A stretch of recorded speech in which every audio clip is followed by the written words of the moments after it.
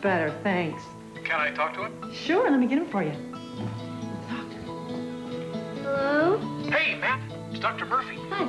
Everything's okay. You can go back to school. Yeah? And you can play in the big game tomorrow. Mom, I can play. At Health Alliance Plan, we know the best health care has a human touch. Please be advised, you may need a bigger TV to hold all this food. Introducing the new Mega Meal from KFC, the biggest meal deal America has ever seen. A whole Colonel's Rotisserie Gold, or 8 pieces of original recipe chicken. Potato wedges, Kentucky nuggets, mashed potatoes and gravy, coleslaw, biscuits, even a whole apple pie. All this for just $14.99. You couldn't even get 2 large pizzas for that. No wonder we call it the Mega Meal. A lot of food, not a lot of money. You can't beat that. Back at Wayne State Stadium, the Tartars trailing 7-6, and they've got a very long field in front of them. And Skip, they're going into the wind. And yes, they are. And look at that. We mentioned it. Pete, you mentioned that earlier of how they outscored their opponents. Well, they better get to it right now. They're on the 11-yard line. But it's going to be tough. They are going into a very, very strong wind. Dave Bernard, the fullback, in motion. The handoff to Goff, breaking 1 tackle and diving to the 15. I'm sorry, that's Dustin Cunningham coming in for Goff, 23, not 22. And Cunningham has been getting more work because Coach Van Gorder has been very concerned that Joe Goff is getting worn out. Exactly, and he has been getting worn out. He's carried the football, we know, many, many times this year. He got banged up 3 weeks ago, has a big brace on his knee, so he's going to spot him every once in a while. Dave Bernard did not get the start this afternoon. Matt Conley did, so the 2 second-team backs are in there, and the second-team tight end, Ken Johnson, goes in motion. The handoff to Cunningham, running well, but grabbed and knocked down from behind by Scott Duncan, the leading tackler for Hillsdale. Picks up a couple there to bring up 3rd and 6. Take a look at Dustin Cunningham, went to Dearborn Divine Child High School, not far from here. Just 186 yards coming into this afternoon's game, and that's because I think I did the math, and Goff accounts for something like 75% of the rushing yards for this football team. 3rd and 6, passing situation for Frederick, but he's going into the wind. Play action, and a quick pass over the middle, and that glanced off the fingertips of Frank Bickerstaff, the tight end. You know something, this play should have been completed, folks. Gives a nice look at it. Play action, tight end comes unchucked. Look at it, he's wide open, folks. There's no reason. Maybe could have caught it, but should have been a better throw, though. I love it when they throw to the tight end. To me, that is the most underused play in football, and it's a great play on the goal line. The old dump pass. That's right. Eric Burton back to punt. Last time they came after him, Pete. And they got a piece of the football, and so no flag was dropped because Burton went down. Come again. And he gets it away quickly, and that one hangs up in the wind, and Elwer calls for and executes the fair catch at the 43-yard line. So the Chargers with a very short field following a 26-yard punt. Why not go after it? You got a strong wind in his face. Hopefully even the snap is going to have trouble snapping the ball back 12 yards. You see a lot of different crazy things happening when you have a wind of this magnitude. Well, when we were here 4 weeks ago, I don't want to say it's a hurricane here or whatever. There's the Hillsdale sideline. Dick Lowry taking a page from the Lou Holtz book and chewing on the grass. Doesn't pace as much. Lowry, as we mentioned, the winningest coach in Tartar history. He was here in the late 70s. The handoff going to the tailback. That's McCree, and McCree with some fake reverse action keeps the ball and is inside the Wayne State 40 down to the 39, a pickup of 4 on the play, bringing up 2nd and 6. You know, we're talking with some of the assistants from Hillsdale today, Pete. They're playing better football. They've played better football the last 2 weeks now, and they say if they can continue to play as well as they've had in the previous 2 weeks, they're going to give Wayne State all they want today. The key to the factor is they had about 5 or 6 banged up ball players. They're all back. They're healthy again. They're healthy again, and Wayne State is a little nicked up. 25. Here's the end around, and it goes to Marty Walsh, and he throws off it, and just incomplete at the goal line. Marty Walsh throwing there for Chris Huff, the junior split end. And he does a great job of selling this play, folks. Watch this. Here he comes around on a handoff. He tucks it. Look, he does a nice job, then stops and lets it go. Yep. Wide open. He's got to get a little more air under the ball, Pete. Nice Just effort. Out of his reach. You have to have the feeling that Marty Walsh maybe played quarterback in high school. Somewhere along the line. Nice tight spiral. That brings up 3rd and 6. The old fake triple reverse now. And here comes Walsh.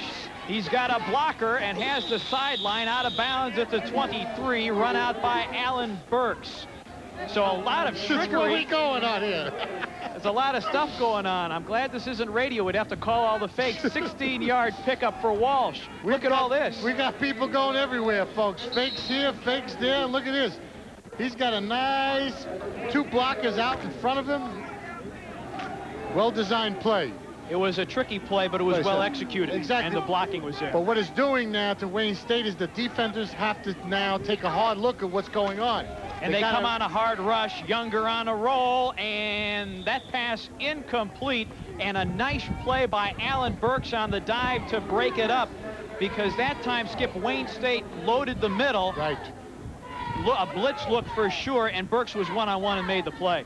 And if he doesn't make the play, naturally in college, if you're down, but there's nobody between him and the goal line.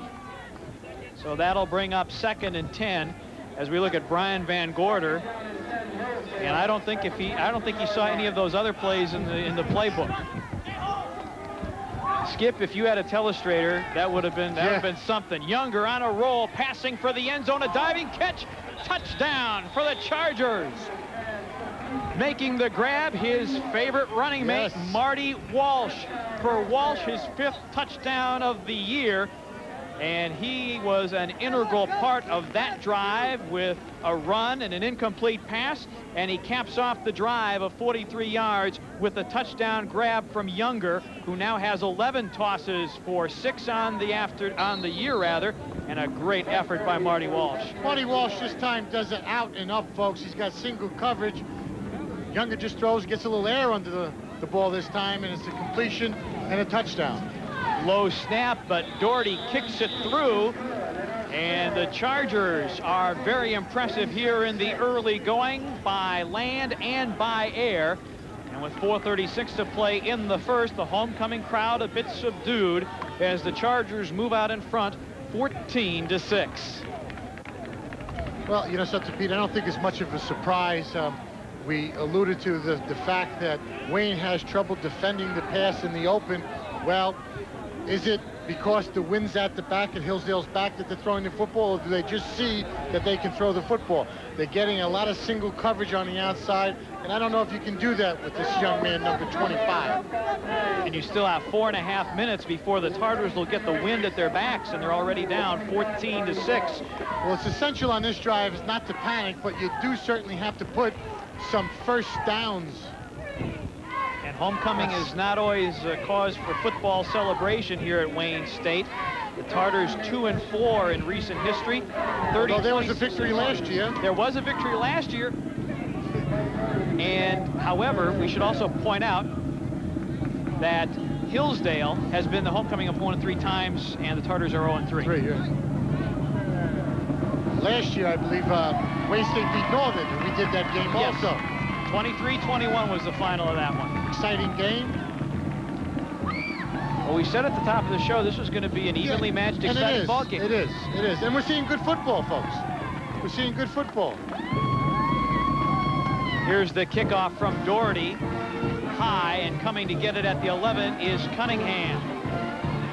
Cunningham once again with a good initial hole back out to the 32-yard line as he runs it up 22 yards. And once again, Wayne State with decent field position, although they are going into that wind. Well, let's take a look at this. They've done a nice job of creating seams for Cunningham, and Cunningham's done a good job of finding the seam. Good blocking. You see that green wave moving and hitting those white shirts. You wonder, Skip, if maybe the Tartars didn't score too quickly on that first drive, and they didn't need to. They didn't settle into a rhythm. Here's the handoff to Goff, and Goff barrels through the middle, and he almost lost the football as he advances it out to the 40 for a pickup of 7. As we take a look at the scoring summary for the Chargers, Walsh on the grab, capping a 5-play drive. Only used 1:09. Yeah, well, you know, they had the reverses going. They had this going. They could have scored maybe 10 more seconds ahead of that if he doesn't throw the halfback option, if he gets a little air under it. It's hard throwing it and hard catching it. The run by Goff puts the Tartars in good position with a 2nd down and 3, and Goff will carry again, and there is nothing in the middle of the line. Darrell Witt, the defensive tackle, a junior, 6 feet tall, 244 pounds, plugged up the middle and denied Goff any running room whatsoever. It'll bring up 3rd and a short 3 here. And we do realize it's the first quarter, Skip, and it's a little bit early to talk about key plays. Hillsdale already with 7 first downs, Wayne State with 2. But this is a big play. Yeah, you got to move the chains. There's no question about that.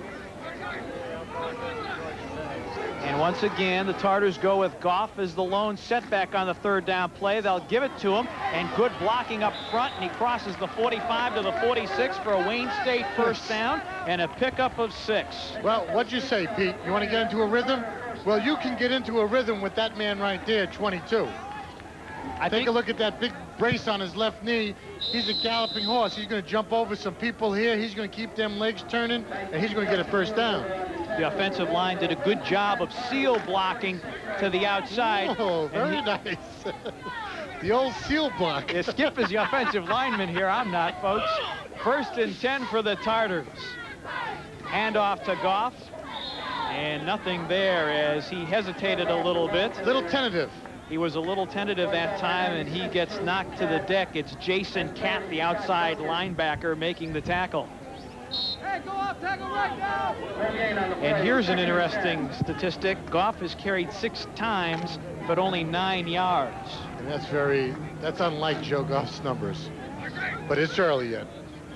Good running backs need the football. They do, and he'll get it an awful lot. Eric Green split out here to the near side. Play action to Goff. Frederick on a roll.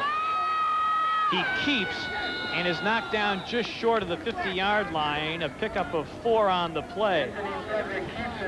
Frederick keeps, and Jason Catt and Corey Knight, 2 linebackers, were over there to make sure he went no further. Okay, if we could take a look at the top of the screen, Chris George, 81, the split end, is wide open.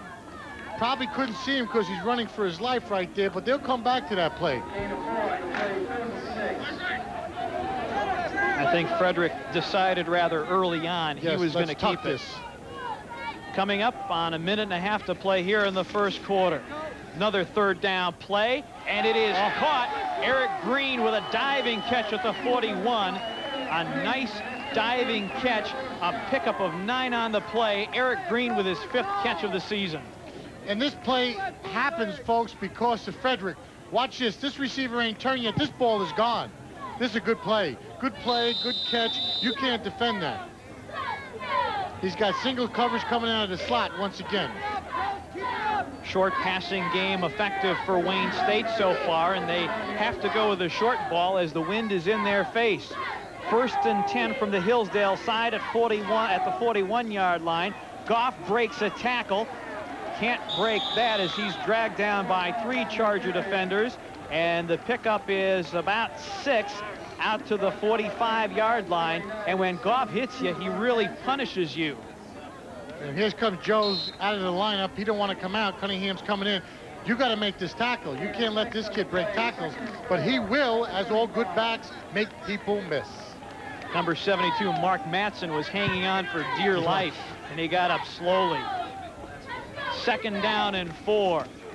Handoff to Dustin Cunningham, straight ahead, and somebody lost their hat. That happened in the last game too, Skip. Somebody was losing their hat. So we know there's some head knocking in there. Dustin Cunningham picks up a couple to bring up 3rd and short, and the clock is rolling with 17 seconds to play here in the first quarter. The Tartars trail 14-6. That'll be the last play of the quarter. Give the Tartars a chance to talk about it, see what they want to do, and they can change their play selection a little bit because they'll have the wind at their backs in the second quarter. 14-6, the Chargers lead the Tartars. We'll be back with the second quarter after these messages from your local station on the Wayne State Tartars Television Football Network. Watch and listen to this amazing demonstration. These two people are going to have a conversation in separate rooms right through the walls. Can you hear me in there? I sure can. Clear as a bell. How do they pick